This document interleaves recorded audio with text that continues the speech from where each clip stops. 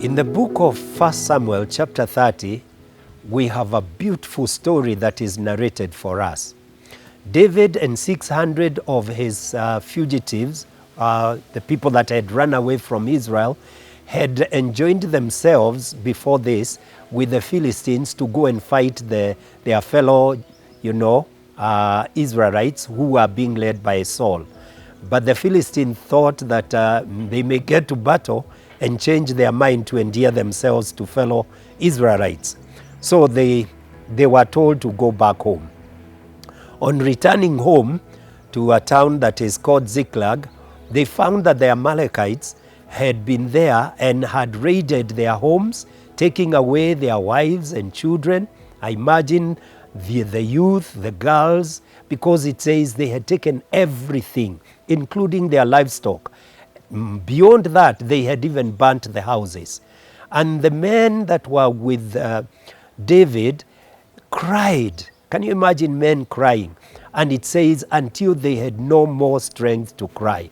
I imagine they had reached a place where, as a child, we used to cry and we would get to the place where we are just saying, because you have no more strength to cry. But sometime later, David encouraged himself, we are told in verse 6, in the Lord. He asked the Lord, should I go to battle? Should I chase the Amalekites? And he was told, yes, you will be able to overcome them. Go to battle. So they start on their journey to go and fight the Amalekites. They come to a valley called the Valley of Besor. And when they get to that valley, we are told that 200 of the 600 warriors of David could not move. They were fatigued, they were drained, and despite the fact that it was their wives they were going after, it was their children they were going after, it was their wealth in form of livestock that they were going for, they just felt, we cannot move. We will have to stay here. Can you imagine giving up on your family, giving up on your children? Yes, there are people that experience hardship in their relationship with their spouses, with their children, with their relatives. They feel emotionally drained and they decide to sit at their Valley of Besor.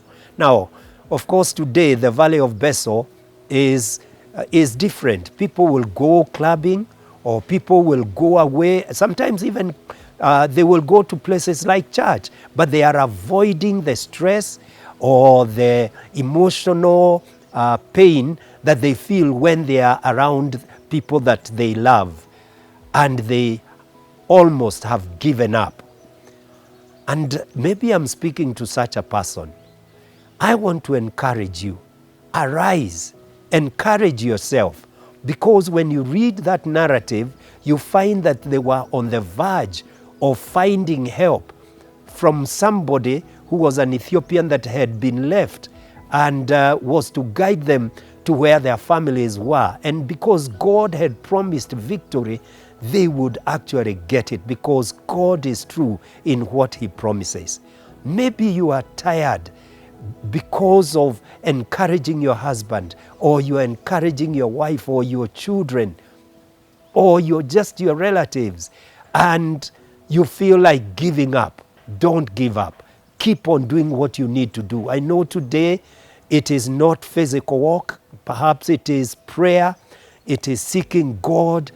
Don't give in. Continue praying. You don't want to be counted among those people that give up at the point of breakthrough, just when God is about to come through.